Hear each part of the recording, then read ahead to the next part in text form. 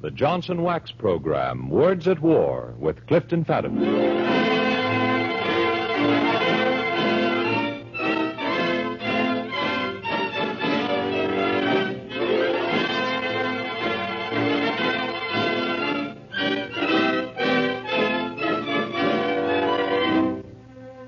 The makers of Johnson's Wax for home and industry, in cooperation with the Council on Books in Wartime, proudly presents one of the most widely discussed programs in America, Words at War, dramatizations of the most representative books to come out of this great world conflict. And pinch hitting for Carl Van Doren tonight is that good judge of fine books, man of letters, and nationally known radio personality, Mr. Clifton Fadiman.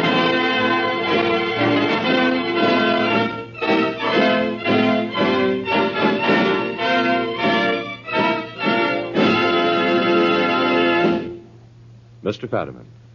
Traveler from Tokyo, which we talked about last week, has been postponed to a later date in the series. Tonight, we tell the story of two people. Did you ever hear of two young people named George Dodd and Ruth Lehman? No, I thought not. They're not very important people in this great war, actually. And yet I think you'll be interested in their story. Because in another way, the same thing might have happened to you. But more about the story and the author in a minute. First, a message from Jack Costello. Folks, we had such a nice letter from a very young lady this week. She writes, I heard Harlow Wilcox tell about all the uses of your wax. So this morning I had Mother polish my brown shoes with Johnson's Wax. The wax took off all the black marks and scratches and made my shoes look so bright, I thought I would tell you about it. My mother says Johnson's Wax is better than shoe polish. I'm 5.5 years old and in the high kindergarten, with love. Now, isn't that a nice letter? I could tell that young lady many thousands of people use Johnson's Wax on their shoes and on all their leather things like luggage, golf bags, and briefcases. The wax helps to keep the leather from drying out, protects it from wear, besides giving it a nice polish. It's the same Johnson's Wax, paste or liquid, that you use on your floors, furniture, and woodwork. Mr. Fadiman? Tonight, Words at War brings you a dramatization based upon Lost Island, written by James Norman Hall. Mr. Hall, as you remember, was one of the authors of Mutiny on the Bounty. As for Lost Island, well, picture the most beautiful island you've ever dreamed about.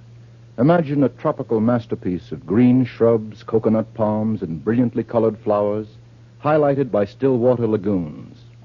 Hear, if you can, the giant breakers rolling up on the snow-white beach.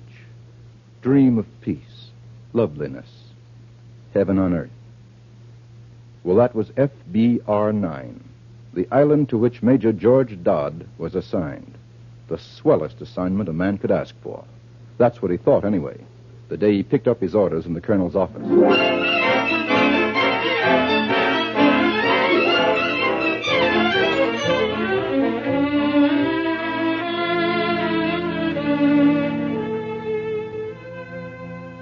Major Dodd? Yes, sir? Actually, your job is quite simple. You're to turn that island into an air base. You're an engineer. You'll know what to do. Examine your ground carefully. Draw up a full-scale map showing where hangars, repair shops, runways, fuel storage tanks, and living quarters should be built. Yes, sir. The plane will get you to the island on the 9th. The ship bringing troops and equipment will arrive on the 19th. That gives you 10 days to do your job. I needn't remind you how important this repairing base is to our Pacific lifeline. Let nothing stand in the way. I won't, sir. Well, time's short. Do you have any questions, Major? Well, no, Colonel. Oh, by the way, are there any people on the island? No, none as far as I know. Some natives, I guess. Oh, one man in particular will be expecting you. His name's Vigo. Works for the owner of the island. Sort of foreman or caretaker. Vigo. I've got that, sir. Well, good luck, Major. And, happy landings. Thank you, sir.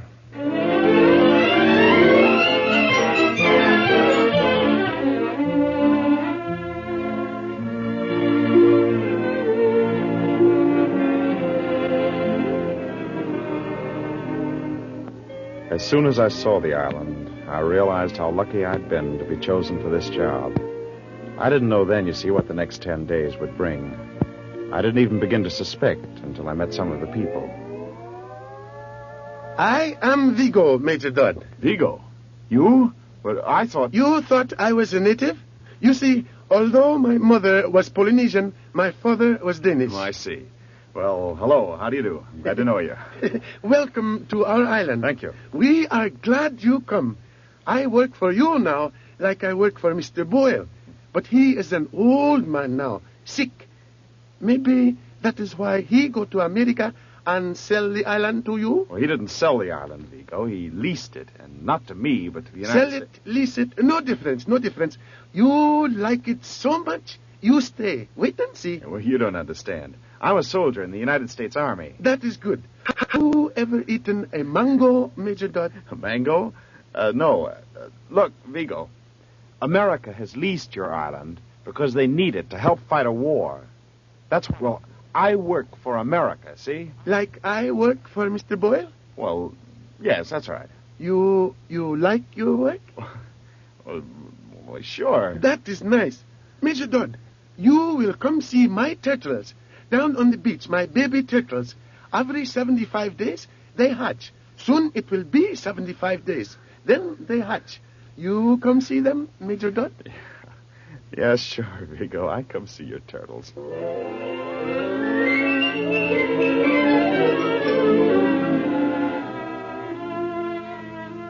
And then there was Father Vincent, a magnificent-looking old gentleman with a long white beard and snowy white hair. Welcome to our home, my son. Thank you.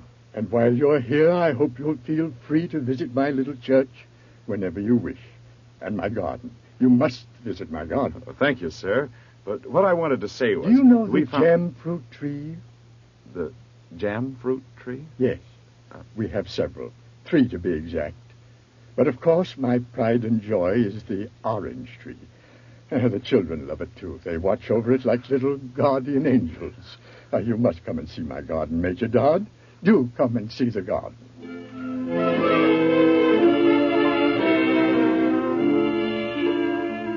There was Father Vincent and Vigo, and there was... How do you do, Major Dodd? Hello. My name is Ruth Lehman. I did not mean to startle you. Well, it's just that I didn't expect it. Ruth Lehman. Yes. Would you mind telling me how you... Came to this island? Yes. I didn't expect to see anyone so... like you here, Miss Lehman. My father and I came over a year ago. We're refugees, Major Dodd, German refugees. See. We had traveled many miles through many, many countries, and finally, somehow, we landed here. I like it. Like it? Major, can you know what it means to come to a strange place and find yourself surrounded by love and kindness? I'll say very simply, this island is heaven on earth.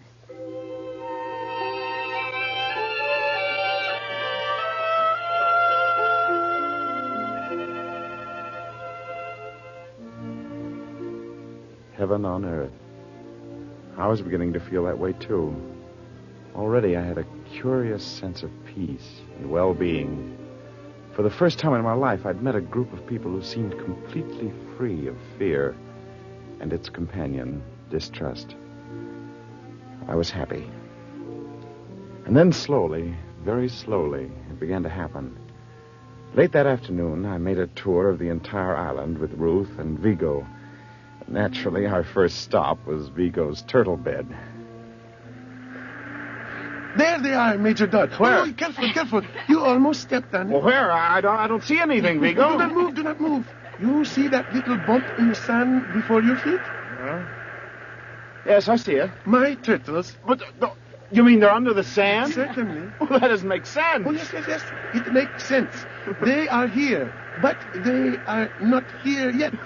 Vigo means they have not hatched, and the eggs are still buried in the sand. Vigo, you're nothing but an old fraud. You led me to believe there were turtles here. There are, right under that bump. Vigo believes, Major, that a turtle egg naturally winds up as a turtle. You see, there is nothing here to stop it. It's inevitable. Sure. I see. Well, that sounds reasonable enough. Actually, there's nothing that could stop it when you get... What's the matter? Nothing. Oh, nothing. Tell me, Miss Lehman, do you happen to know just how long this island is? I don't know exactly. About 3 miles, isn't it, Vigo? I 3 think. miles. How wide? I do not know. About 2. Why? I just wondered. That's all. Excuse me, Miss Ruth, but we promised Father Vincent we bring Major Dodd to services. I think we better hurry if we expect to catch Blessing today and stop at Council Hall, too. Oh, yes, that's right, Vigo.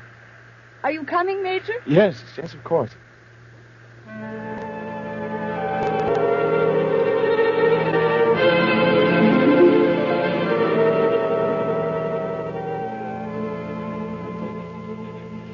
Here it is, Major, our Council Hall. That's nice. Where? Well, you see, we hold our meetings out here under the trees, Major. Feasts, too, celebrations, everything. For hundreds of years now, my people, on my mother's side of me, have sat out under these very trees and decided important things. Our whole history has been heard by these trees, Major Dodd. This grove is very dear to the islanders, Major. It is like your Plymouth Rock or your Liberty Bell. Mm-hmm. The trees are so close together. There's no room. There just isn't enough room. Oh, we better go now. We better go quick. Church service is starting. Yes. And if we late, blessings do not take so good. All right.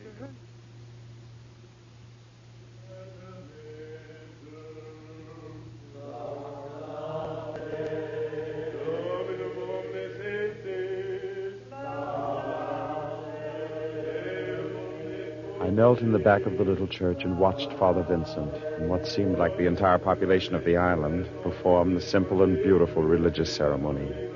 I knelt there and watched them and prayed to God for strength. I hadn't prayed in years, but I did then. I asked God to help me find a way. Find some way.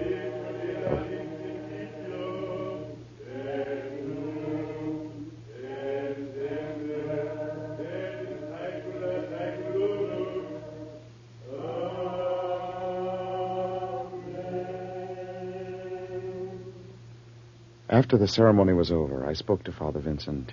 He walked through his garden, and the kindly old man said the one thing I feared most.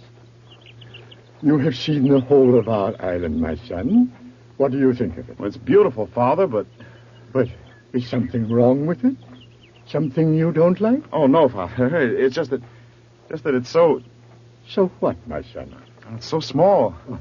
Well, people aren't very large either, are they? No, but... Oh, what's the use? Come now, look at the garden. It's taken me 30 years to make this, Major. 30 years? Well, why are you so startled? It often takes a long time, my boy, to make something beautiful. But it doesn't matter. My garden will last a long time, too. Long after I'm gone, it will be here. I like to think about that. I'm happy to have something to give to my people here. They've given me so much. Yes, Father. Here comes Ruth. Good afternoon, my child. Good afternoon, Father. Major. Father, Vigo is looking for you. Oh, well, I'll go find him then. Would you be good enough to escort the Major through the garden for me? Oh, yes, Father, I shall be glad to. Well, I'm a little worried about the orange tree. The children would be heartbroken. Well, I'd like to consult Vigo a bit. And he wants to consult you about his turtles. He is afraid they won't hatch on time. Well, a fair exchange. I leave you in good hands, my son. I'll take care of him, Father. Goodbye. Goodbye, Father. Goodbye, my children. This way, Major. The summer house is right over here. Right. Here we are. Won't you sit down? Thank you. No. Sometimes I believe this is the loveliest spot on the entire island. So utterly peaceful. Won't you tell me? I beg your pardon? How bad is it? I don't understand. I think you do. Oh, You forget, Major, I am a refugee from Germany. I have seen these things many times before. Is it so bad? it's hopeless. Are you sure? Sure? Of course I'm sure. But isn't there some way? I'll have my orders, Ruth. Nothing must get in the way. The ship bringing the men and the equipment will be here on the 19th. I know, but surely something can be Oh, saved. it's hopeless, I tell you. Every inch will be needed. I've been over and over it in my mind. The island's too small. I can't help it, but it's too small. And that means? It means that no place in the world is safe from war. Not even here. It means that everything, the village, Vigo's turtles, the church, Father Vincent's garden, the council hall, the entire island, everything will be completely wiped out.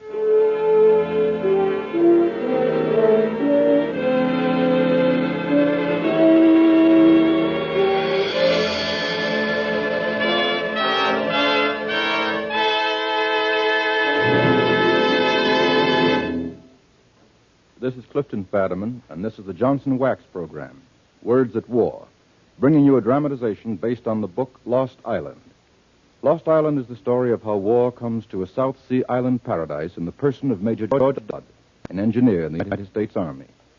We've seen how Dodd, in fighting the great battle against the common enemy, finds himself fighting another battle within himself, the soldier against the man. For 9 whole days now, working day and night, he's been trying to do the soldier's job, that of building an air base his country badly needs. And at the same time, he's been trying to fulfill the man's desire, that of saving the homes of the peace-loving islanders. He tries to do both, but in his heart he knows only one can be done.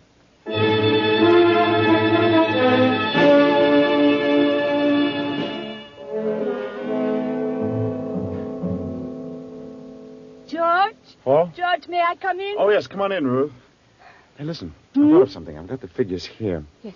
You see, if we build the repair shops here, right in the center... Oh.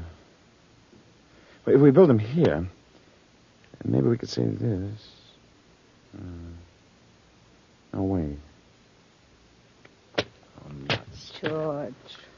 No use kidding myself. What good are wishes and prayers when it's slide rules and figures that count? When we get through those bulldozers, there won't be 1 square foot of ground left over on the whole island.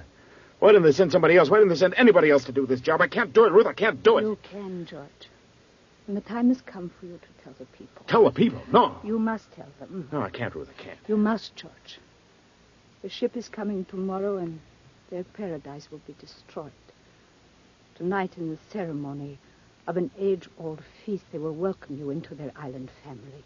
You must tell them, George. You must keep faith with them. All right, Ruth. They'll be told. Tonight I'll tell them that the friend they welcomed has come to destroy them. Tonight I'll tell them about the troop ship. I wonder what my little welcome party will turn into then.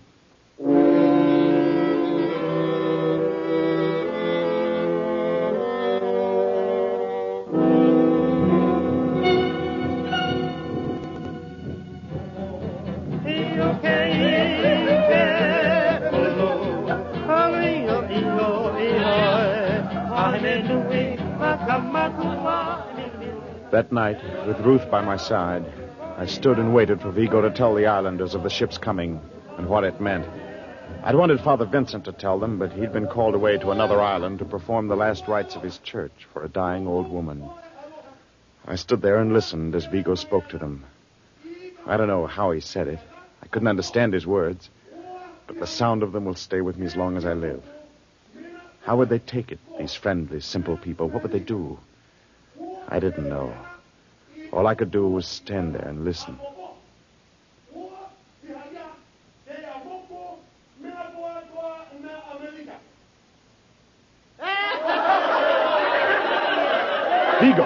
Vigo, what's happening? Why are they laughing? They are happy. They laugh. They do not understand. Well, why don't they? Why? No ship has come here in 10 years. They love a ship to come. They love it. They think it will bring them sewing machines and brass beds. Vigo, you've got to tell them it's not a trading ship. It's a troop ship. A troop ship. I told them that. But my people do not understand. Why not? They do not know what troops are, Major Dodd. I groped my way past the excited, laughing natives. They were so happy. They flung their arms around me, patted me on the shoulder. Some of them even grabbed my hand and kissed it. I ran blindly away from the council hall. I didn't know where I was going. I didn't know what I was doing. I must have walked for hours.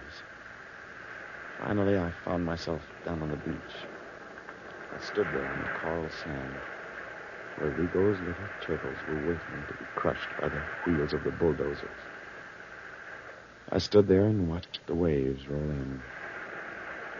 Then she came. Ruth. Yes, George, I'm here. Ruth? No. All right, don't talk. You must not feel this way, George. You must not blame yourself. You had to do this thing. There are times when men must be ruthless so that good can come of it. It is like, yes, George, it is like a surgeon who has to cut an arm off in order to save the man. You need the Pacific bases in order to destroy the fascists. Because only then can all men live in their homes free from fear and persecution. These poor people will suffer. I know how they will suffer. But what you are doing is right, George. It is...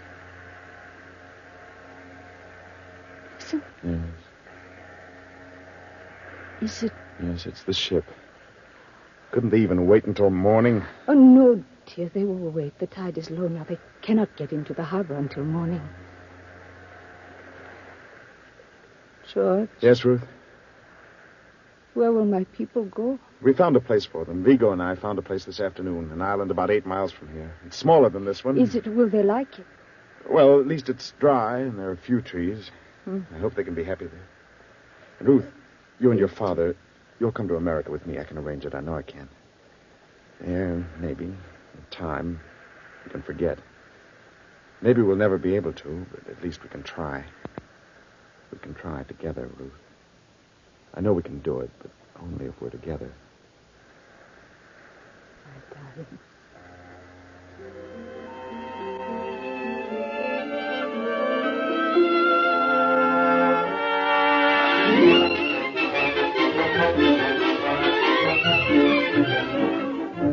All right, come on, you guys. Get that stuff moving now. Let's go. Come on now, man. Keep moving. Yeah, that's right, Sarge. Off the boat, you guys. Boy, ain't this swell? Hey, look over there.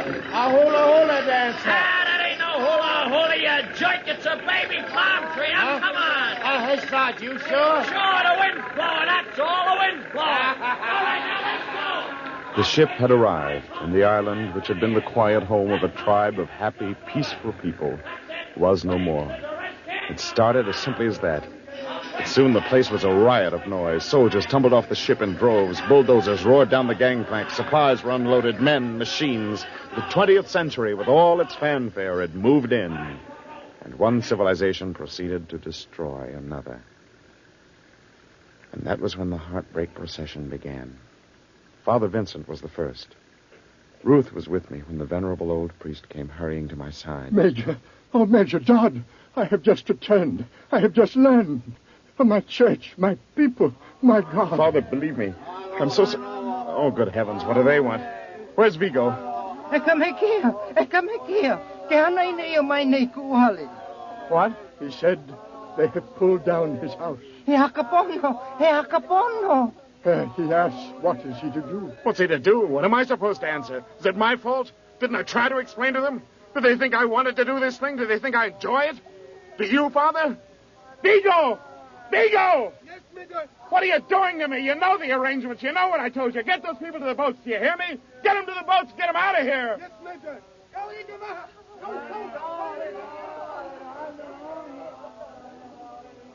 Father Vincent, you must believe me. I understand, my son. I understand. The will of God is worked in many strange ways. I will abide by it, and so will my people. Excuse me, Major Dodd. Yes, Sergeant, what is it? What? Would you check this blueprint, sir? The boys are ready to start building. Not now, Sergeant. Don't bother me now. But, Sergeant, sir... I told you not now. Yes, sir. Father Vincent, Ruth, do not worry, Major. You see, my people sail away for their new home. There is a song of sadness on their lips, true. But there is resignation in their hearts. And there is strength in resignation, my son. And now I, too, must be going. Goodbye, Major, and God bless you. Goodbye, Father Vincent. Oh, Ruth, my child, you'd better come now. Your father will be waiting. Huh? Come, my No, child. no, Father Vincent. Ruth's coming with me to America. He doesn't understand, Ruth. The Padre doesn't understand. Go get your father. Ruth. I'm sorry, my dearest. I cannot go with you. You can't go. I belong here, George. My father and I belong here. The islanders have been good to us. They gave us a home, they gave us love, and they gave us laughter. They taught us how to laugh again, George. They took us in when we were lost, and now it's they who need us. We can help them, George. What they are suffering now, we can show them how to bear. Because we know. George, I'm sorry. I cannot go with you. Ruth. Goodbye, my dear. Goodbye.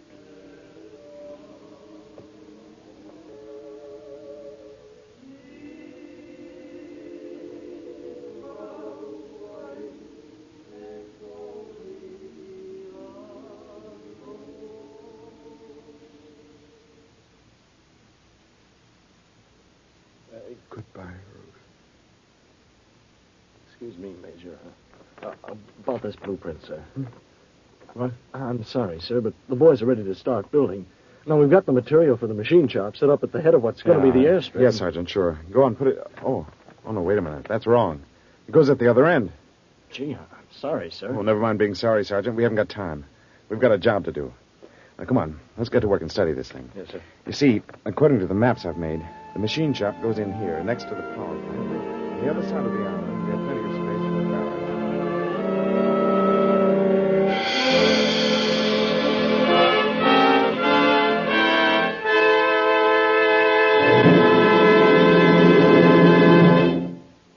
This is Clifton Fadiman, and that's the end of our story. The story of a lost love and a lost island. As for next week, well, we have a complete change of pace in store for you. Our story concerns the #1 contender for the title of hottest spot on the globe. But more about that after you hear a message from the makers of Johnson's Wax. You know, friends, dirt wears things out. You women know that's true. That's one of the reasons you clean your curtains and rugs. One of the reasons you wax your floors. Well, dirt is hard on the finish of your car, too. In fact, some of the dirt and road grime your car picks up has a destructive chemical action on its paint jobs. Don't neglect the finish. Clean and polish it occasionally with Johnson's Carnu, the remarkable polish that both cleans and polishes in one application. Besides being easy to use, Carnu gives a satin-smooth surface that helps resist dirt. Carnu is a liquid, easy to apply, dries to a white powder. When you wipe off that powder, you'll find a sparkling finish you'd almost forgotten. No matter how little you drive your car these days, you still must take care of the paint job. And the easy, inexpensive way to do it is with Johnson's Carnu, spelled C-A-R-N-U. And now, Mr. Fadiman, just what is the hottest spot on the globe? Well, I guess there are lots of candidates for the title, Jack, but would you settle for the Balkans? Yes, indeed. Well, next week, our words at war will be taken from Headquarters Budapest, Robert Parker's new book about the Balkans, that boiling stew pot of bribery, espionage, stupidity, and dictatorship. A script chock full of scenes which are absolutely authentic, but which are too incredible ever to find their way into the most comical of operas. So, for the lowdown on Boris of Bulgaria, Beck of Poland, Horthy of Hungary, King Carol, and Magda Lupescu, listen in next Tuesday evening to Headquarters Budapest. Now, this is Clifton Fadiman inviting you to be with us again next week, and until then, goodbye.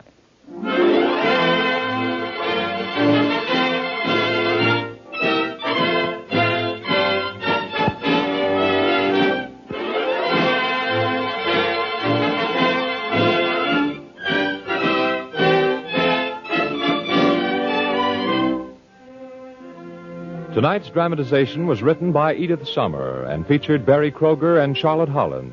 Music was composed by Tom Bennett and conducted by Milton Catons. And the entire production was under the direction of Anton M. Leader. Next week, the Johnson Wax program presents Headquarters Budapest on Words at War.